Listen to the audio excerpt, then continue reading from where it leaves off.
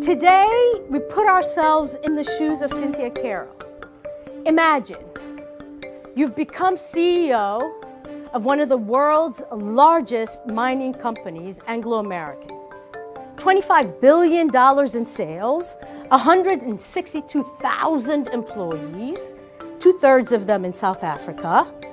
And 4 months into your job, you hear the news, one of the miners in Rustenburg has lost his life. Yet another fatality. You have to decide, are you going to shut down the mine or continue business as usual? David, if you can open for us today. You're Cynthia Carroll. The news comes to you. Do you shut down the mine in Rustenburg? Yes or no? What are you going to do? So I think she needs to initiate very detailed investigations into what happened in these circumstances and then what has happened throughout the past. Are you going to shut down or not shut down? So I'm going to do a detailed investigation. And then when I do have a plan... What are you learning? What are you learning in this investigation? Practices that are not being followed correctly or out of line or could be safer, where there's like issues. People are dying, it's not safe. What evidence are you looking for?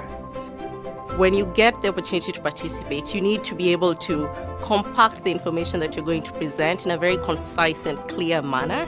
Through participation in class every day, this is something that I am trying to sharpen. Who wants to get in on this? It's dynamic, it's fast-paced, there's a ton of energy.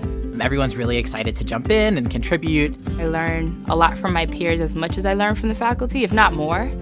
The professor kind of facilitates. It's like an orchestra. They kind of direct the music, but they're not necessarily playing it. I think we need to shut it down. Minor deaths are accepted as just a part of the process of mining. Shutting down the operation would signal a very strong mentality shift that deaths aren't going to be tolerated. That's called a bold stroke, by the way. What Grant is talking about, what Izosa is talking about, what Robert is talking about is a bold stroke, which means from this day forward, something has shifted. But those of you who disagree, say what? Those of you who disagree, say what, Will? I think we do much more if we improve the culture around safety in the entire organization. There's some truth that we're trying to work toward. The debates become more and more fun because that's when you get to uncover views that you hadn't thought of and when you get to push your own thinking and hopefully make your own thinking much, much better. If you allow your perspective to be constructively challenged by other people, then it is just fascinating how, your position and your perspective can shift. Those of you who want to shut down, how do you respond to this? Layla.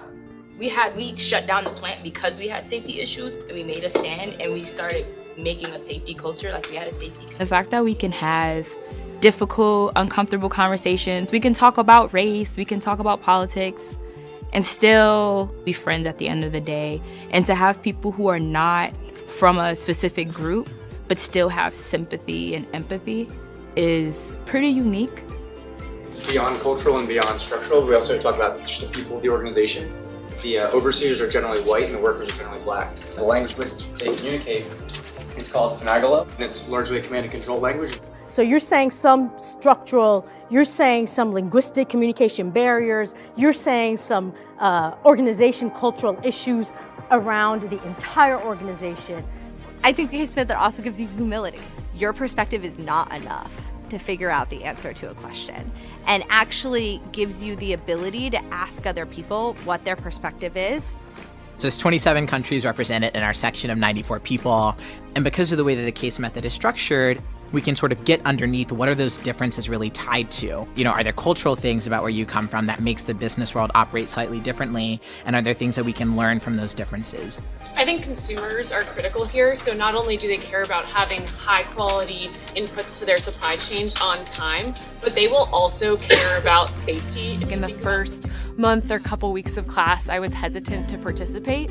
But over time, I've gotten rid of all of my barriers and don't really have any qualms about participating, but a lot of that is because of the support of my classmates. And not only do I see it changing in myself, but I see my classmates making better points over time, which then also, again, pushes me to be better. Stakeholder analysis is so important when we think about change. So important to do. We think about who do we need to worry about and what do they care about? What are their interests? And so you start there, but that's not enough.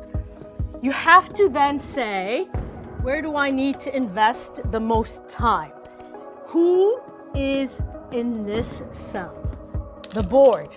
I'm really worried about the managers. I think the government's also key in here because being in the case setting, you realize how valuable everyone else around you is and how valuable their opinions are and the importance of being a really good active listener.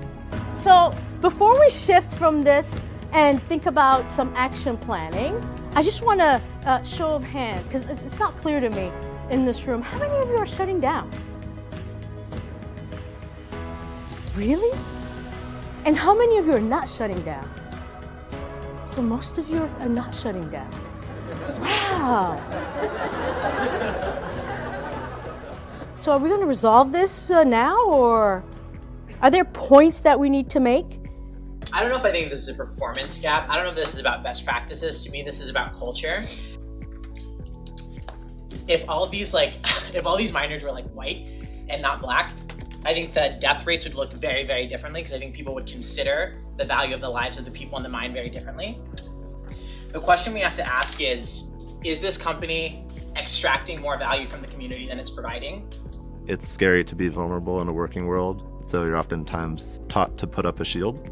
But here, you're given an environment that supports you to take those risks and actually celebrates failures or celebrates diversity of thought when you don't agree with someone. Jumping into the arena, using your brain to come to the best hypothesis and conclusion that you can given the data that you have, is a task that leaders have to do every day. And how do you use limited information to make a decision and do that in a way that forces you to flex that muscle of dealing with ambiguity? They don't get it. Jake.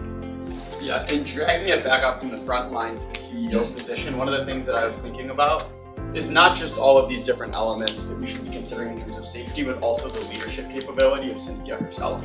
You reliably took positions at your previous company that were incredibly unpopular and encountered all sorts of resistance. And I think this is a case where you've shown that you could do it, and so I would shut down the company. The situation is different, don't you think? Is she suited for this job? Can she do this? I think that's an incredibly challenging question. That's what we do, Jake. This is what we do. This is what we do. We push students to take a position or to take a stand because it forces students to think deeply, to think about risks, to think about the weaknesses in their ideas, and to also be open to influence.